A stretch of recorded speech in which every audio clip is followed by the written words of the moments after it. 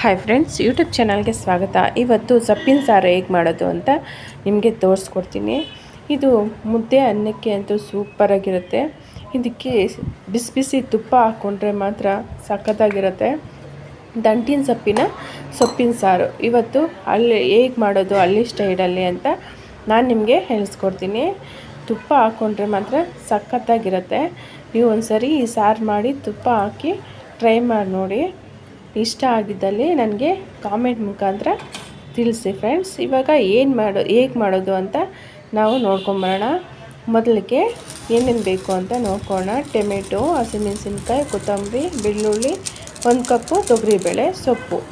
ಈಗ ನೀರು ಇಟ್ಕೊಂಡಿದ್ದೀನಿ ಒಂದು ಪಾತ್ರೆಯಲ್ಲಿ. ತೊಗರಿಬೇಳೆ ತೊಳೆದಿಟ್ಕೊಂಡಿದ್ದೀನಿ 1 ಕಪ್ ಆಗೋಷ್ಟು. ಅದನ್ನು ನೀಟಾಗಿ ಒಂದು ಕುದಿ ಬರೋವರೆಗೂ ಬೇಯಿಸ್ಕೊಳ್ಳೋಣ. ನೀಟಾಗಿ ಒಂದು ಕುದಿ ಬಂದರೆ ಸಾಕು, ಜಾಸ್ತಿ ಏನು ಬೇಡ. ಈಗ ಒಂದು ಕುದಿ ಬಂದಿದೆ.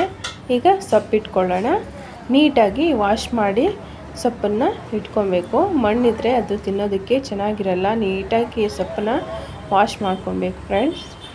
ಈಗ ನಾನು ವಾಶ್ ಮಾಡಿ ಇಟ್ಕೊಂಡು ಸೊಪ್ಪನ್ನು ಇಡ್ತಾಯಿದ್ದೀನಿ ನೋಡಿ. ಈ ಥರ ನೀಟಾಗಿ ವಾಶ್ ಮಾಡಿ ಇಟ್ಕೊಂಡು ಈಗ ಒಂದೊಂದಾಗಿ ಬೇಯೋದಕ್ಕೆ ನಾವು ಹಾಕೋಣ. ಇವಾಗ ತೋರಿಸಿದ್ನಲ್ಲ ಅವೆಲ್ಲ. ಮೊದಲಿಗೆ ನಾವು ಕೊತ್ತಂಬರಿ ಸೊಪ್ಪು. ಈ ಕೊತ್ತಂಬರಿ ಸೊಪ್ಪಂತೂ ಸೊಪ್ಪಿನ ಸಾರಿಗೆ ಹಾಕ್ಕೊಂಡ್ರೆ ತುಂಬಾ ಚೆನ್ನಾಗಿರುತ್ತೆ. ಒಂದ್ಸರಿ ಟ್ರೈ ಮಾಡಿ ನೋಡಿ ಯಾರು ಮಾಡಿಲ್ಲ ಅಂದರೆ. ಟೊಮೆಟೊ ಒಂದು 3 ಟೊಮೆಟೊ ತೊಗೊಂಡಿದ್ದೀನಿ. ಹಸಿಮೆಣಸಿನ್ಕಾಯಿ, ಕರಿಬೇವಿನ ಸೊಪ್ಪು ಸ್ವಲ್ಪ ಹಾಕ್ಕೊತಾ ಇದ್ದೀನಿ ನಾನು. ಈಗ ಹಸಿಮೆಣಸಿನ್ಕಾಯಿ ಒಂದು 4 ಒಣಮೆಣಸಿನ್ಕಾಯಿ 2 ಮಿಕ್ಸ್ ಮಾಡಿ ಹಾಕ್ಕೊತಾ ಇದ್ದೀನಿ. ಈಗ ಬೆಳ್ಳುಳ್ಳಿ ಒಂದು ಸ್ವಲ್ಪ ಬೆಳ್ಳುಳ್ಳಿ, ಒಂದು ಅರ್ಧ ಹೋಳಷ್ಟು ಬೆಳ್ಳುಳ್ಳಿ, 1 ಈರುಳ್ಳಿ. ಈಗ ರುಚಿಗೆ ತಕ್ಕಷ್ಟು ಉಪ್ಪನ್ನು ಕೂಡ ನಾನು ಕಲ್ಲುಪ್ಪು ಹಾಕ್ಕೊತಾ ಇದ್ದೀನಿ. ಕಲ್ಲುಪ್ಪು ಯೂಸ್ ಮಾಡಿ ಫ್ರೆಂಡ್ಸ್, ಇದು ಹೆಲ್ತಿಗೆ ತುಂಬ ಒಳ್ಳೆಯದು ನೋಡಿ. ಈಗ ಕುದಿ ಬರ್ತಾ ಇದೆ. ಅದು ಚೆನ್ನಾಗಿ ಕುದಿ ಬರಬೇಕು. ಆದಮೇಲೆ ನಾವು ಇಳಿಸ್ಕೊಬೇಕು. ಇನ್ನೊಂದೇನು ಅಂದರೆ ಇದು ಕುದಿ ಬರ್ತಾಯಿದ್ರೆ ಉಕ್ಕು ಬರ್ತಾ ಇರುತ್ತಲ್ಲ, ಅದಕ್ಕೆ ನೋಡಿ ಈ ಥರ ಸೌಟನ್ನ ಅಡ್ಡ ಇಟ್ಬಿಟ್ಟು ಈ ಥರ ಪ್ಲೇಟ್ ಇಡೋದ್ರಿಂದ ಉಕ್ಕು ಬರೋದಿಲ್ಲ, ಒಳಗಡೆ ನೀಟಾಗಿ ಬೇಯ್ಕೊಳ್ಳುತ್ತೆ ನೋಡಿ. ನೀಟಾಗಿ ಬೆಂದಿದೆ ಇದು. ನೀಟಾಗಿ ನೋಡಿ ಟೊಮೆಟೊ ಎಲ್ಲ ಆಗಿದೆ. ಈಗ ಇಳಿಸ್ಕೊಂಡು ತಣ್ಣಗೆ ಮಾಡಿಕೊಂಡು ನಾವು ಅದನ್ನು ರುಬ್ಕೊಂಬರ್ತೀನಿ ನಾನು. ಈಗ ಹೋಗಿ ಈಗ ರುಬ್ಕೊಂಡು ಆಗಿದೆ. ಒಗ್ಗರಣೆಗೆ ಇಟ್ಕೊಂಡಿದ್ದೀನಿ. ಎಣ್ಣೆ ಒಂದೆರಡು ಟೇಬಲ್ ಸ್ಪೂನು, ಸಾಸಿವೆ ಮತ್ತು ಜೀರಿಗೆ. ಜೀರಿಗೆ ಎಷ್ಟು ಯೂಸ್ ಮಾಡಿದ್ರೆ ಅಷ್ಟು ಹೆಲ್ತ್ಗೆ ಒಳ್ಳೆಯದು. ಪ್ರತಿಯೊಂದಕ್ಕೂ ಜೀರಿಗೆ ಯೂಸ್ ಮಾಡಿ. ಜೀರಿಗೆ ಇವೆಲ್ಲ ಸ್ವಲ್ಪ ಸಿಡಿದಾದ್ಮೇಲೆ ಈರುಳ್ಳಿ ಹಾಕ್ಕೊಳ್ಳೋಣ. ಸಿಡಿತಾ ಇದೆ. ಈಗ ಈರುಳ್ಳಿ ಹಾಕ್ಕೊತಾ ಇದ್ದೀನಿ ನಾನು. ಮತ್ತು ಕರಿಬೇವು ಇಷ್ಟು ಹಾಕ್ಕೊಂಡು ನೀಟಾಗಿ ಬೇಯಿಸ್ಕೊಳ್ಳೋಣ.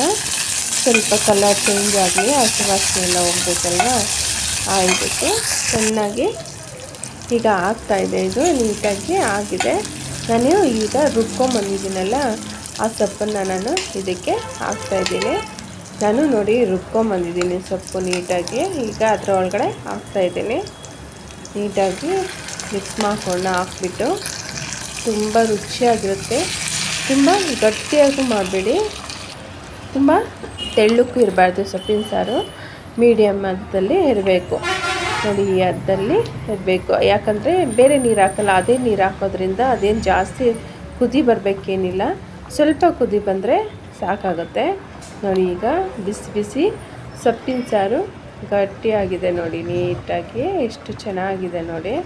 ಈ ಅದಕ್ಕೆ ಹಾಕ್ಕೊಬೇಕು. ರೆಡಿ ಆಗಿದೆ ಇವಾಗ ಸೊಪ್ಪಿನ ಸಾರು.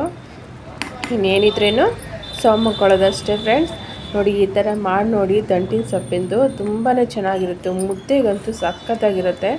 ನಿಮ್ಮ ಮನೆಯಲ್ಲಿ ನನಗೆ ಟ್ರೈ ಮಾಡಿ ನನಗೆ ಕಾಮೆಂಟ್ ಮುಖಾಂತರ ತಿಳಿಸಿ. ಈಗ ನಾನು ರೈಸ್ಗೆ ಸರ್ವ್ ಮಾಡ್ಕೊತಾ ಇದ್ದೀನಿ. ಬಿಸಿ ಬಿಸಿ ಅನ್ನ ರೆಡಿ ಆಗಿದೆ. ಆಗಲೇ ಮಾಡಿ ಇಟ್ಕೊಂಡಿದ್ದೆ ನಾನು.